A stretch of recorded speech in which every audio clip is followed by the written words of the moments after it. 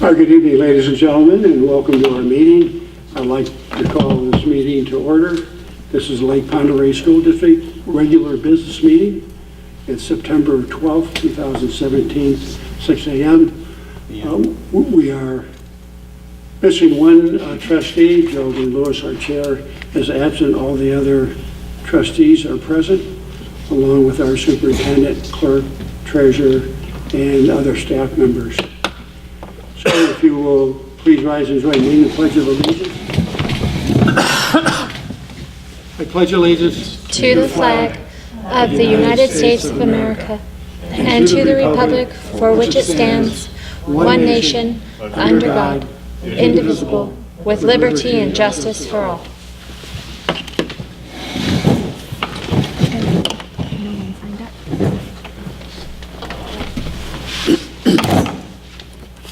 This is a period for public comment. Nobody has signed up, but if there's anybody here that would like to make public comment, they're welcome to do so. Okay, we will move on to the financial update. Nice to see you tonight, Lisa. Likewise.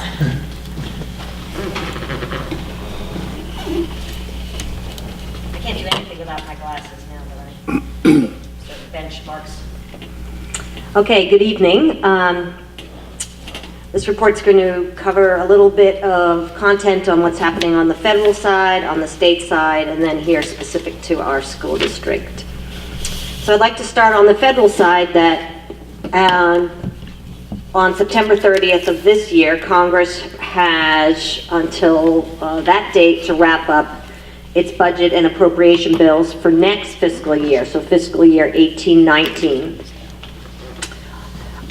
In May, you may recall that President Trump released his budget request, and that contained a 12% cut to the Department of Education for the respective fiscal year we're discussing. Totally proposing to eliminate what are called Title II dollars, which for our district until this year have paid for professional development, and a major request in reducing Title I dollars, the largest federal appropriation for public schools, by 10%. This was followed in July of this year by the federal House passing a proposal to also eliminate all of Title II dollars for fiscal year 18-19, but actually some modest increases to the special education appropriations and a slight increase to Title I. The federal Senate has yet to do any kind of appropriations. So that's about 2 weeks away, and it's not unusual for our federal government to kind of have stopgap appropriations until the budget is actually set. We did, our school district for this year, budget a pretty significant decrease to our Title I dollars, about 10% decrease, and then also about a $40,000 cut to our Title II dollars, bringing it down to about $160,000. What's very unusual since I've been here, and I think in my 13th year, we have always received an estimated federal appropriation for our special education grants and all of our title programs in April, and then a final appropriation basically like the third or fourth week in August. And we did receive for the special education grants just last week our appropriations for this fiscal year we're in. But for the title programs, the state is now telling us that this is not going to occur until late October. So for planning purposes, of course, the federal government's fiscal cycle starts October 1st, which is not concurrent with ours, which starts July 1st. But we're signing contracts in basically late May, early June, and in particular, the Title I dollars, the largest portion of that, about $700,000 annual appropriation, goes to staffing. I don't know if this is a one-time thing. The only time that we did not receive final Title I appropriations was at the height of the recession, and there were something called ARA dollars, where basically the title estimate or appropriation was changing monthly. Also on the federal level, we participate in something called the E-rate program. And it's meant to support public schools and public libraries nationally to enhance communication. The largest component of our E-rate grant funding is housed in our wide area network. And the application process, which is annual, basically kind of starts, well, it's changed a lot, but let's say it starts in November, and then you are going out to bid, and you're solidifying those bids, and then you're telling the federal government which vendor you're going to choose for which service. The wide area network provider for the last several years is a Texas-based company named Affinity. And for the services that ended June 30th of 2017, so last fiscal year, we still have not received a ruling one way or the other if the federal government is going to support that service. Which meant, on June 30th of 2017, we had to send Affinity, the provider, what we had hoped we would receive in support from the federal government, which was $170,000. That was not a budgeted expense.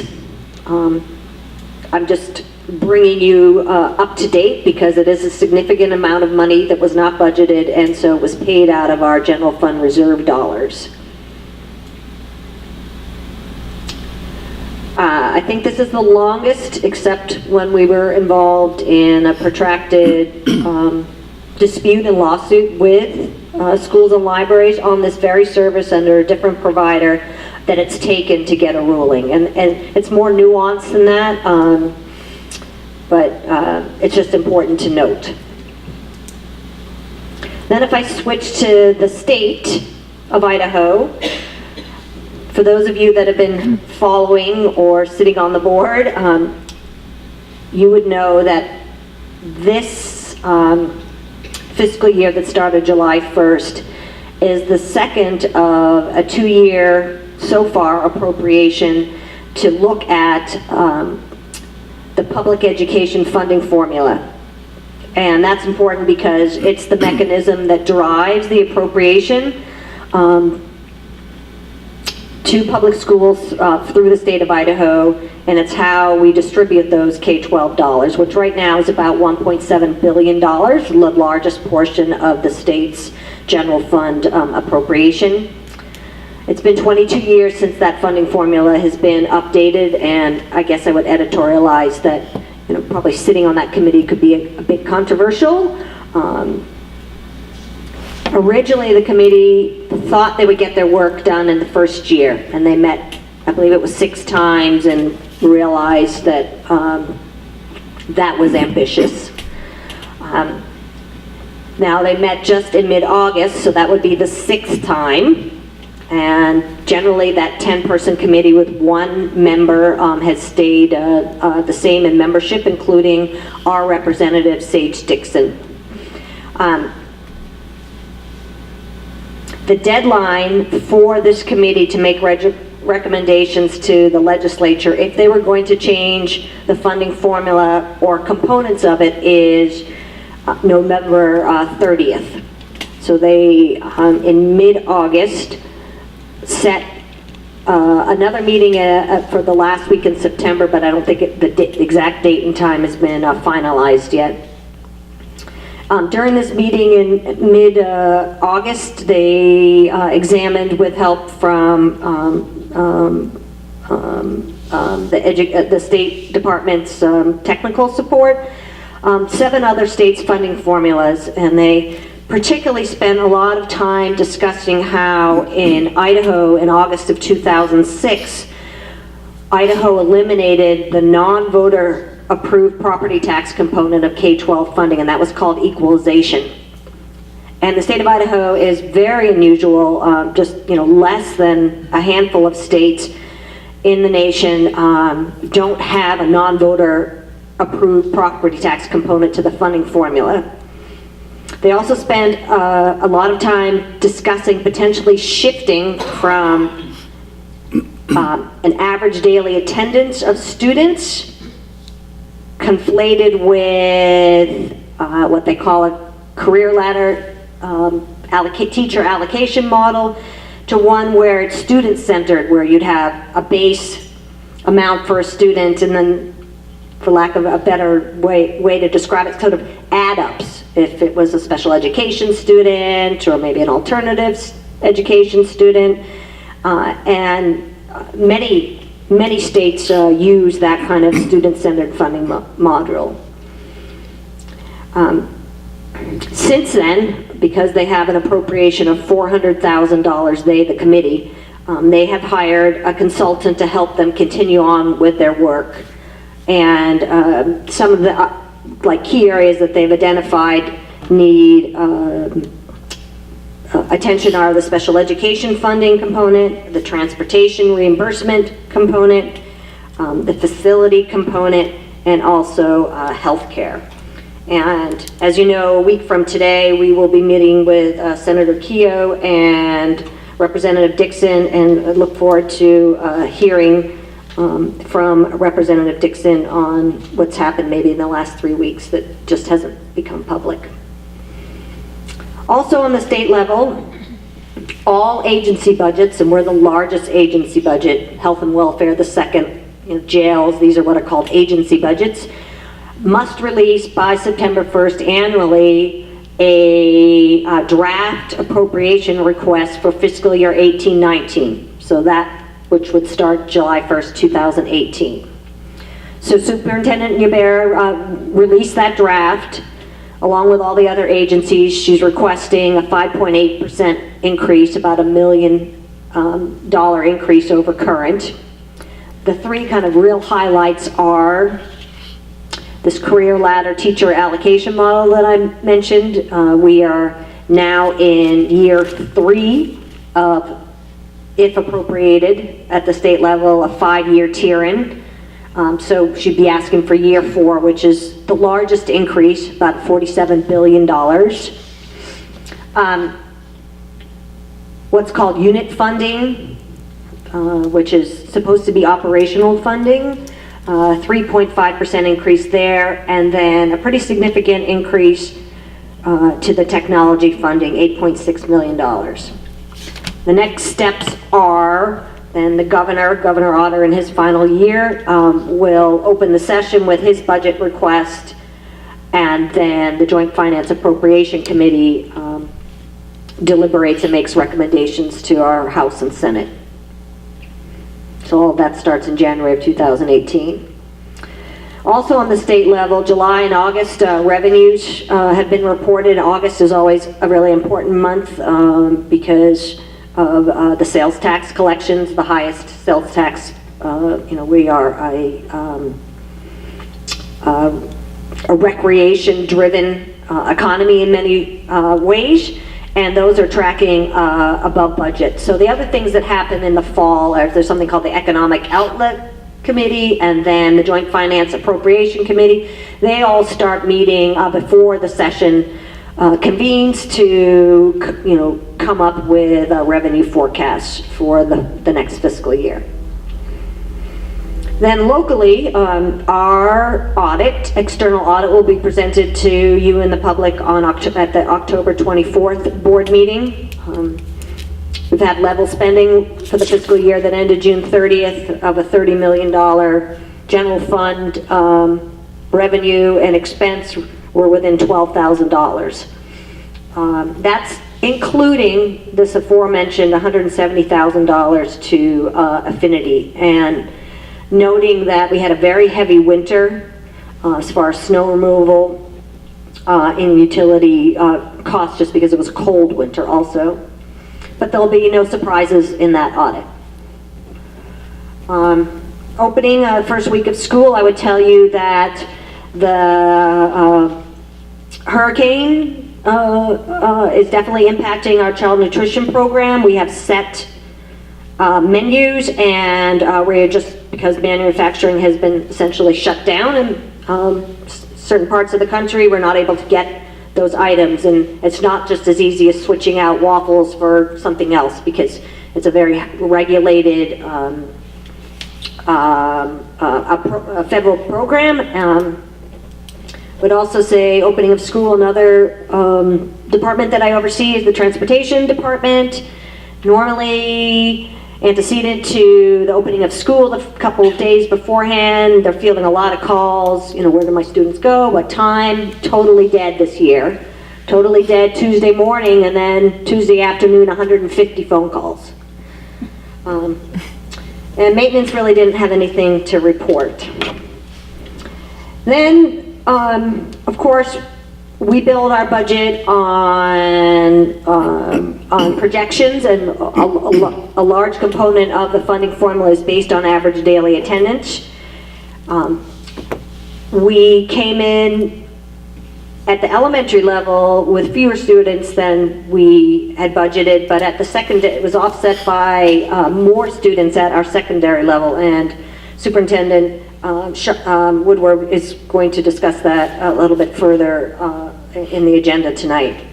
But it's important to note that one of the things that school districts have in statute is something called an emergency levy, and that's a property tax levy that's non-voter approved. And what the emergency levy criteria states is you look at the average daily attendance of like reporting periods, essentially the first 4 days of school to the prior year's 4 days of school. And if there's an increase, you can just add that to your property tax levy. So for us, without the homeschool, that would have been another about $200,000 we could have levied, and including the homeschool, $325,000.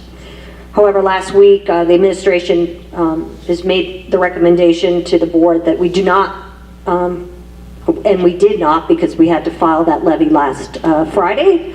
That's again in statute when you have to file for the levy. And that's for a couple of reasons. One, when we build our budget, we build in contingency. And two, our board made a commitment to a projected tax rate. And if we were to increase what we're levying, of course, then the tax rate would have gone up slightly, about $2 per 100,000 of net taxable value. And that concludes my report. Are there any questions? I have none, Trustee Board. So I have a question about the technology budget. You said our provider was Affinity that we paid $170,000 to. Is that? But we're going into a new contract now, right? Do we have a new provider that's providing the service going forward?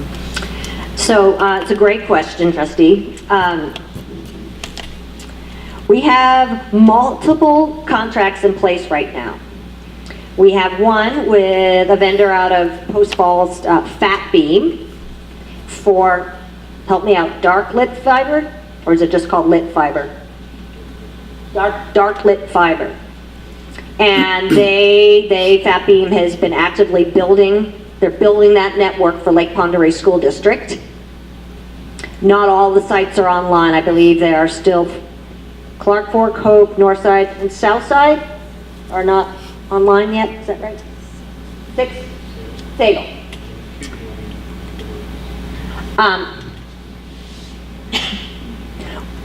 The federal government has approved the Fat Beam contract.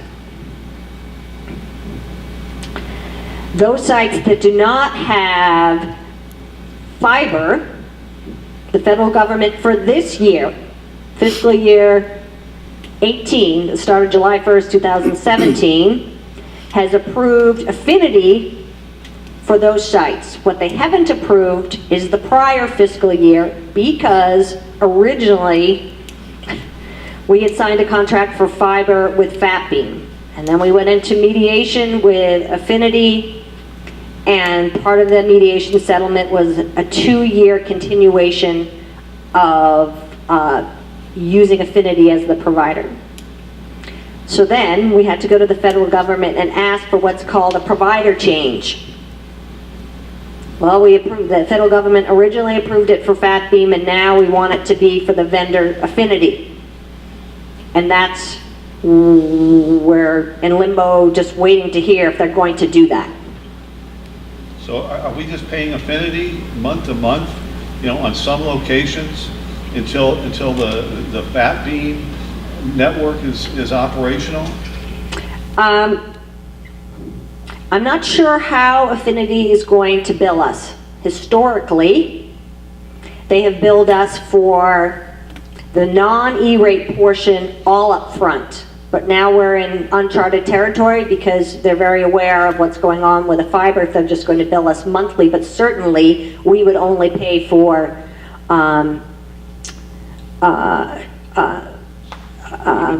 let's see, no, with Affinity, we are obligated to pay the full amount in fiscal year 18, and we budgeted for that. It's last fiscal year that we're in limbo on. But that's been approved. This fiscal year 18 was approved. Fiscal year 18 has been approved for both. Affinity and Fat Beam, correct? Correct. Okay. So Right. we're going to pay two providers for Right. 18. Right.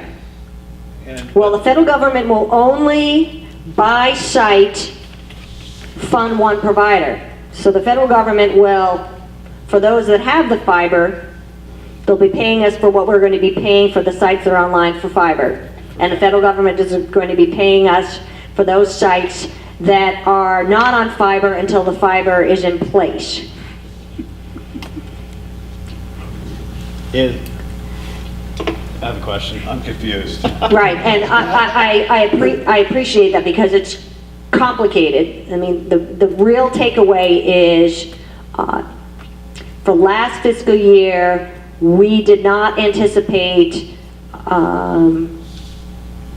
one, waiting so long for the federal government to decide one way or the other if they were going to allow us to switch from Fat Beam to Affinity. And we work with an E-rate consultant and actively are asking them. I do think it bodes well that they've approved, USAC has approved it for this year. I think it's just administratively, there was also a hiccup on USAC's side that it's just stalling their answer. I thought in the levy, you know, we budgeted for the new technology Correct. provider. For the fiber, right. The levy started July 1st, And 2017. we budgeted for that, you know, anticipating federal reimbursement, but not Right. not counting on it. Anticipating, right, but again, the levy that you're talking about, where we've budgeted for the fiber, started July 1st, 2017. And the period I'm talking about is July 1st, 2016 to June 30th, 2017. Okay, so Affinity was our provider for that period, Correct. and we had an agreement with Affinity to provide that service, we said for approximately $170,000. Well, the total contract is, it's about $250 annually. Okay, and Affinity hasn't been paid for that yet? Yeah. They were. They were. Right, that was the agreement, that June 30th, 2017, if we didn't have what's called a funding commitment letter from the federal government, then we would have to pay for the service in full.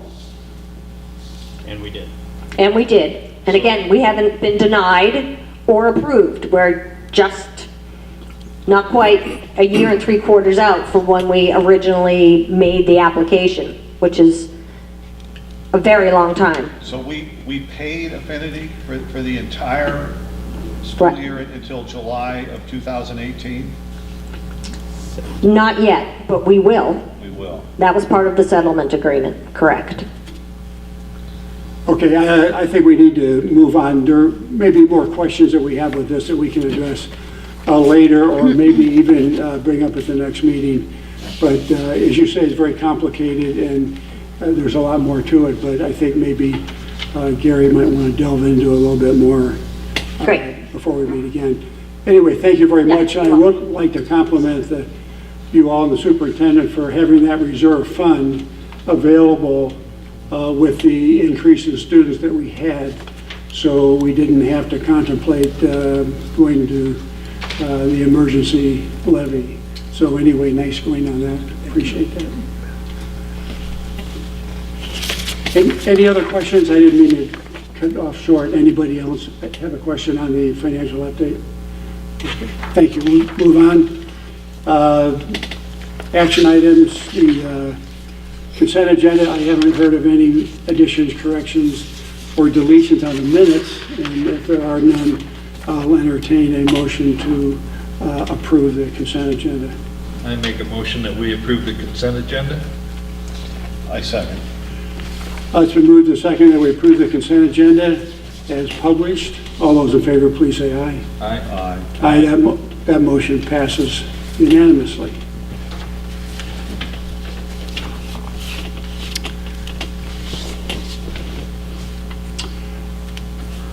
Next, we'll move on to the administration portion. And we have some alternate authorization teachers to new certificates to approve here. So we're ready to do that. The first ones I have, it's listed under Tom Albertson. I don't see him here. Tom's not here, but I was going to do it on his Oh, you behalf. take it? Okay, You bet. please go ahead. So I believe we're going to go through these one at a time and vote separately? Is that- Yes, we're going to go individually and vote and approve with each one, so. Okay, so just to kind of, because we have some new board members, each year at the beginning of the year, this is a common occurrence. We have, different areas that are harder to get a broad candidate pool in some of our areas that we employ than others. Counseling tends to be one of the more difficult areas. Sometimes career technical education, school psychologists, SLP, speech language pathologists, mathematics, and sometimes we hire people that need to get an alternate route to their certificate. So this is what these 5, I believe, or 6 people on the list all fall under that category. So the first one is actually Nayla Morton. She's a teacher already at Sandpoint High School. She is going to be teaching a personal family finance course, of which she is highly qualified to teach, but she needs to have an economics endorsement in order for that course to count for the economics grad requirement. So she is currently enrolled in 3 courses through the U of I. I don't have the timeline as to when she will complete that, but nonetheless, she will be able to do it in the time required by the state to be certified. Okay. Okay, thank you. And we have somewhat of a biography in front of us, so I'll entertain is there a motion to approve Nayla Morton for her alternate authorization to teach? I move we approve Nayla Morton. Second. It's been moved and seconded that we approve this as stated in the motion. Any further discussion? All those in favor, please say aye. Aye. Aye. That motion carries. Next, we have Matthew Staheli. Staheli? Is it Staley? Is that how you say it? Staley, okay. They should change the spelling. Staley. So this is another Sandpoint High School staff member. He's been hired as a counselor. He has completed his master's in counseling from Utah State, has already passed the praxis exam for counselors, and just needs to complete the intern hours. So he will work under Cindy Albertson during the first semester to gain the intern hours necessary to complete his certification. Okay, thank you. And again, I'll entertain a motion to approve this. I move we approve this. Matthew, how you say that? Staley.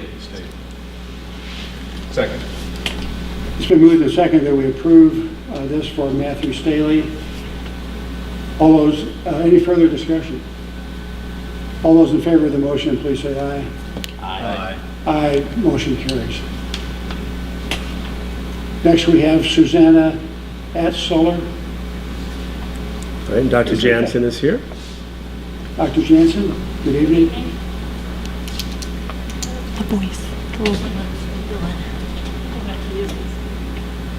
Can you hear me? Yes. We're asking for alternative route for our school psychologist. She is an intern through the LPOSD. She's completed all of her coursework. She's just going through her internship. Okay, thank you very much. A motion, please. I move that we approve Susanna Altsailer. I second. It's been moved and seconded that we approve Susanna Alzoller for this position as stated. Any discussion? All those in favor of the motion, please say aye. Aye, that motion carries. Next, we have Robert Griffin. He's also in the Department of Special Education. He will be our secondary behavior intervention classroom teacher. So he already has the certification in the social sciences, and he needs to move forward with a certification in special education. Okay, thank you. And again, if we can have a motion. I move we approve Mr. Griffin for his position. Second. It's been moved and seconded that we approve Mr. Robert Griffin for this position. Any further discussion? I have a question. Yeah, How please. long is it going to take him to finish that? It'll probably be a 2-year process. Thank you. Any other questions? All those in favor of the motion, please say aye. Aye. Aye, that motion carries. And next we have Heather Howard. Yes, sir. We are asking for alt route for elementary school counselor. She Okay. is in a program that will probably take her a couple of years. Okay, and again, a motion, please. I move that we approve Heather Howard. I second that. It's been moved and seconded that we approve Heather Howard as stated in the motion. Any further discussion? All those in favor of the motion, please say aye. Aye. Aye, that motion carries. Thank you very much, Doctor. Thank you. Next, we have alternate authorization teacher to new certification, Danette Smith.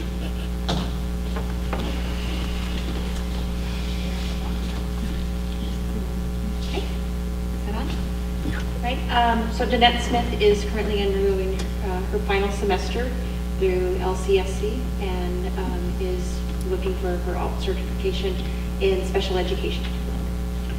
Okay, thank you. Again, I'll entertain a motion to approve this. I make a motion that we approve Danette Smith for alternate authorization for teacher. I second the motion. It's been moved and seconded that we approve this request as stated. Any further discussion? All those in favor of the motion, please say aye. Aye. Aye, that motion carries. Thank you very much.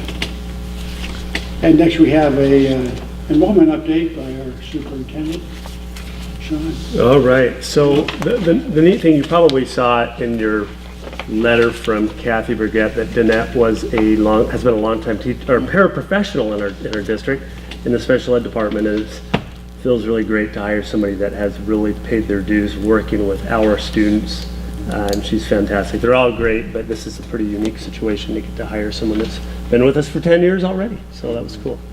So, okay, so let me give you some enrollment numbers here. One for each of you. Sorry about the bottom staple. I think I'm supposed to do top left, but not bottom left. So what you're looking at here is I went ahead and put into a spreadsheet 1, 2, 3, 4, 5, 6, 7 years of enrollment numbers. Just to be compare apples to apples, we're looking at day 3. Believe it or not, the first week of school, there is a difference in numbers, and there's a swing anywhere from 10 to 30 students during the first week of school. But this is day 3 since 2011. Some items of note would be we are currently at identical numbers as we were in 2013 September. That was the school year, I should say, that Coldwater Creek went bankrupt. So oddly enough, we're right at 3,620, and that's where we were that September, and I guess it was May, was it May, Lisa? That they shut down. Then we dropped all the way down to 3,521 the next year, and we had a couple years after that were relatively flat. They increased to 3,580. But this past year, we were up 39 students, more than last year overall, which is just fantastic news. Lisa mentioned that we were also up. We expected an increase, but not that big. So that's just great budgeting and forecasting by her and her team.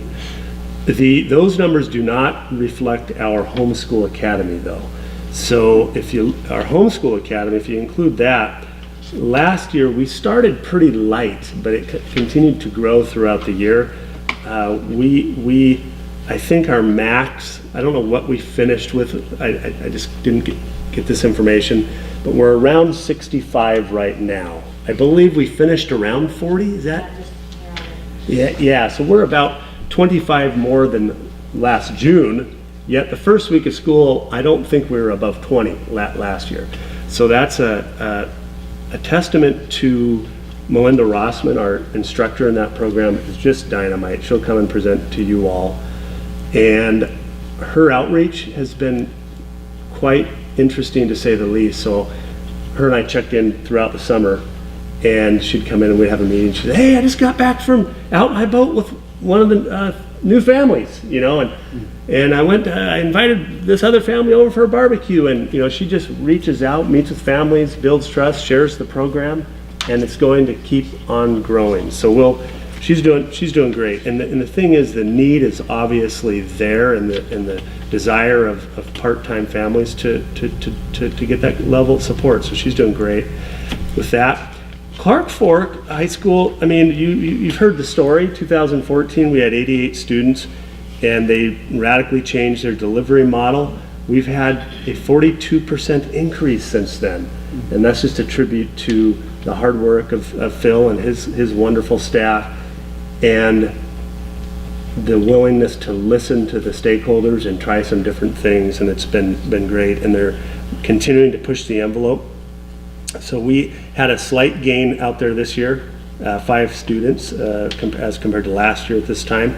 Other big increases that were unexpected were out at Sandpoint High School. We had a 34 student increase as compared to last year. We had a 15 student increase at Sandpoint Middle School, which we did not project. We had 22 more students out at Kootenai. So those are just a few of the areas that we have seen some increases. You can see Sago and Southside since 2011.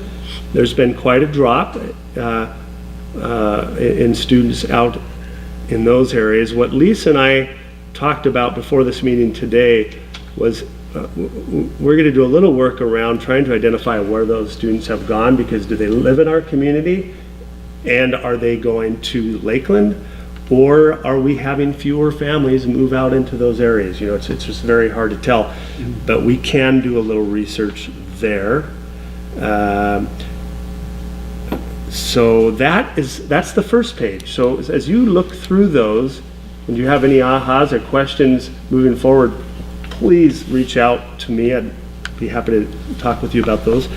And then the second page that you have is actually, just a bunch of numbers, I know, but what that shows is by grade, because I've spent a lot of time looking at it by school.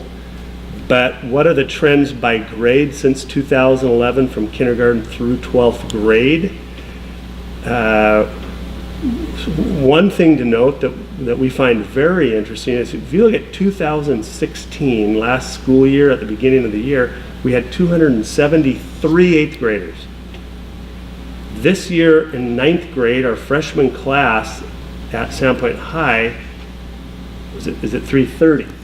So it's a pretty massive increase there, which if you look at the trends, that is unusual. If you kind of go up to previous years. We're going to dig into that. We have some guesses, but which I don't really want to say out loud until we can confirm what our guesses are accurate, if you will. The other things that I've noted just thus far is, I remember, when I first arrived in the district, Lisa reminded me, hey, remember, we'll have far more first graders than we do kindergartners. So I was here in 2012, we had 237 kindergartners, and then 2013 in the fall, we had 268 first graders. So we've closed that gap since then through opening full-day kindergarten programs, because a lot of our families went to private kindergarten. As you can see, this year we had 236 kindergartners. Last fall, we have 254 first graders this year. We are a little lower at kindergarten this year than we were last year. Those are, to me at least, always very interesting years to look at. Yeah, for sure.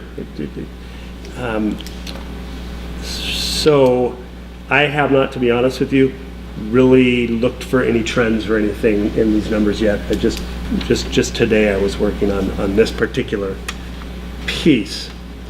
This data, this kind of data, is something that we will be utilizing, I believe, at the next board meeting or the board meeting after. I'm going to recommend a process for strategic planning that I'm looking forward to getting your input on. That this kind of data is very important for long-term planning, of course, along with our fiscal data, our achievement data, and some of our more, I guess, qualitative data as well. But we will be spending a lot of time analyzing this to see if we can make sense of it to help us make really good decisions moving forward, for sure. So that is just a peek at our enrollment. Do you all have any questions for me? Kindergarten, could you break down the kindergarten into the full day and half day program? Oh, absolutely I can. I will send you all an email which denotes how many students are in full day and how many students part-time, you bet. Got it, okay? This, no, never. Any other questions? So we're up, how many students are we up over our target, our anticipation? I think 28-ish, is that right, Lisa? Around 30? Depends on which day you look at. So is that enough to generate any additional funds from the state? Oh, yes. I'm sorry, I didn't mention Yep, that's that. okay. Right, so if that enrollment holds through the first 9 weeks of school, which is what's called the first reporting period, which is how the state funds the average daily attendance, it'll be about an additional $200,000. So a quick example would be, Lisa and I talked about this. We have there's always things that you kind of have in the whatever you want to call it, hopper, I guess, that bring us some concern. Like we did, the $170,000 is a good example, right? That we weren't anticipating. Well, the good news is our projections were really conservative. We have more, and that's a spot where we could capture that. Right. So it's good news enrollment-wise this year for sure. So how much did you say? 200? About 200,000. 200,000. I'm just curious, typically, I'm assuming you see some drop off within that first reporting period. I'm sure that there's kids that show up, especially the latter high school years, that are gonna go, but don't make it and make that decision in the first few weeks. It's really... Do you know? Yes, it's very interesting. Last year I looked at it in November, end of October, and we actually see an increase typically through about, I'm not sure when, and then we start to drop off. Then in January, at the second. So I would have assumed the for same For our school district, that hasn't held true since I've been here. Okay. We actually tend to grow in the first 9 weeks of school, which from a funding perspective is pivotal, beneficial to Lake Pend Oreille School District. Where we do see a significant drop is at the secondary level at Sandpoint High School of 40-ish students in January. At that, is that called the semester transition? Yeah. Okay. So we see, one thing, there's some kids that start at the charter school, and they decide that it's not what they thought it was going to be. And so they decide to come back. Okay, thank you very much. Appreciate it. Let's move on. We have some board items. Then we have the first reading of policy. Melanie, are you going to please carry us through that swiftly? And again, this is the first reading on these various policies. So my first note will be that you should have an updated copy of the draft suggested 5810, and I'll go through details there, but you should have that in a paper copy. That's kind of an update since the board packet was presented. So yes, hopefully these are really quick. Actually, draft policy 52, let me go back a little bit, requesting that we delete policy 604.5.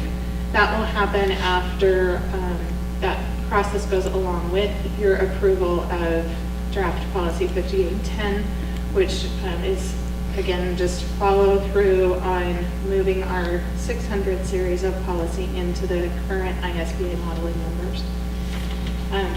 The next request is for policy 52, what will now be numbered 17. I inadvertently numbered that current policy 5215 on top of another numbered policy. So be modifying that so that we don't have two policies with the same number. 5217P is procedure that goes along with. That's presented as a courtesy to the board. Your approval is not needed for procedure, but I'm just giving you the information as background. Draft policy 5440 would simply update the cross-reference to that misnumbered policy. Mel, I had a question about that. Sure. Just for my own edification. I notice on the holidays, and Martin Luther King Day is not a paid holiday. However, there's no school, no classes on that day. And my question is, what do the employees do, and the teachers and people? Do they have the day off, or? Yes. They do have that. It's a non-paid, non-work day. Non-paid, non-work. Thank you.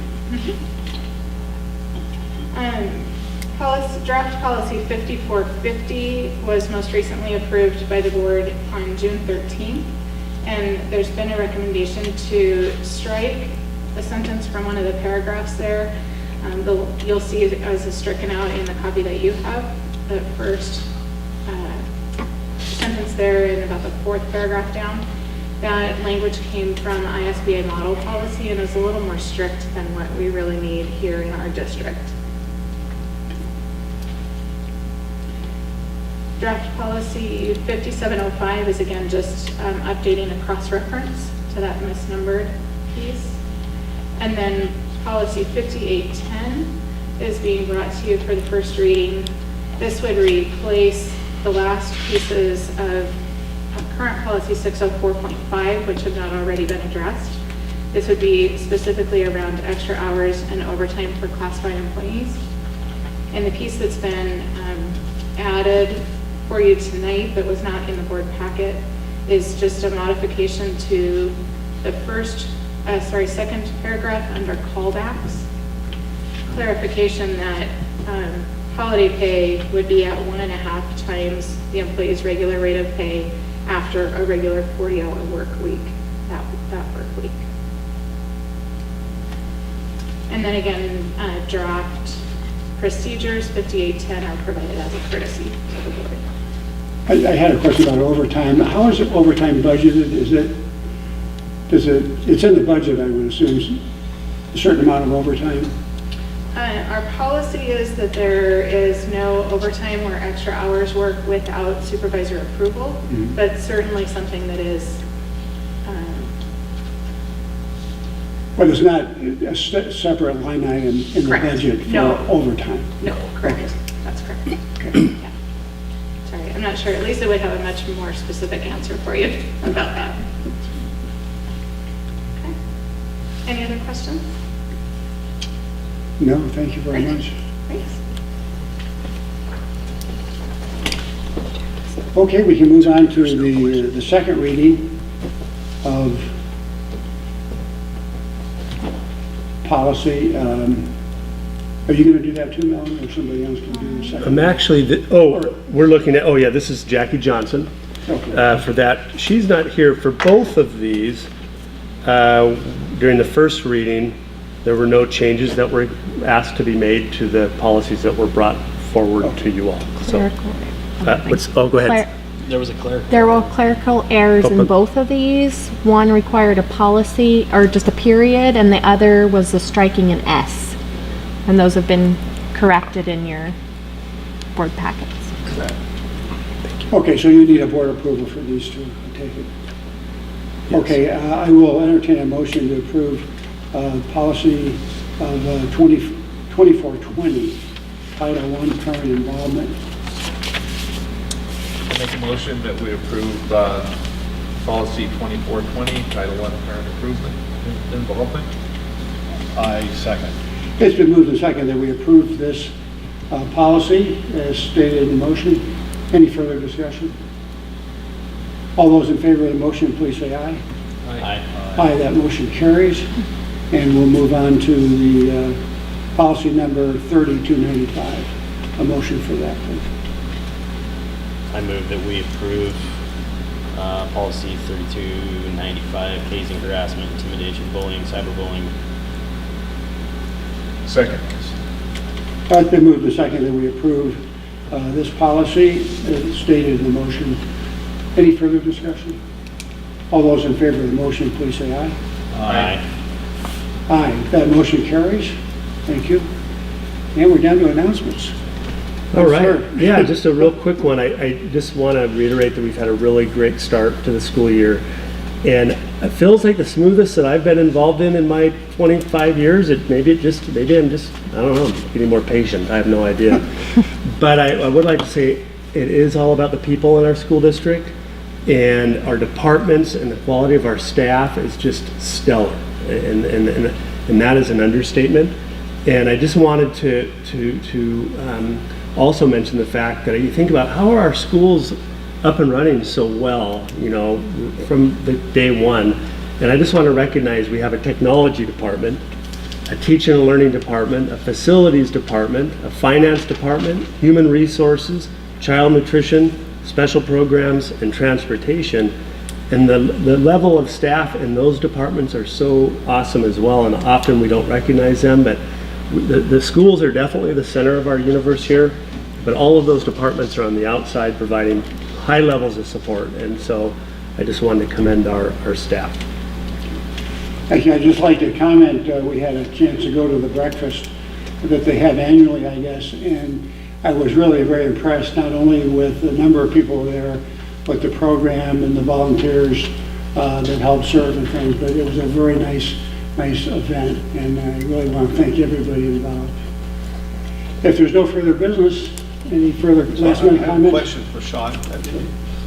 Do you anticipate any new staff, with the, now that you have the enrollment numbers, are there any specific grades at schools that you're going to need additional staff? What we have deployed are the contingency dollars of about $110,000 of staff deployment. I will send you, along with the email regarding full day versus part-time students, where those dollars were deployed and the kinds of staff. No certificated staff, all classified though. Yeah, so paraprofessionals, instructional assistants, those kinds of things. But I will get that to you all. Okay, if no further business, we'll stand adjourned. Thank you very much. Thank you.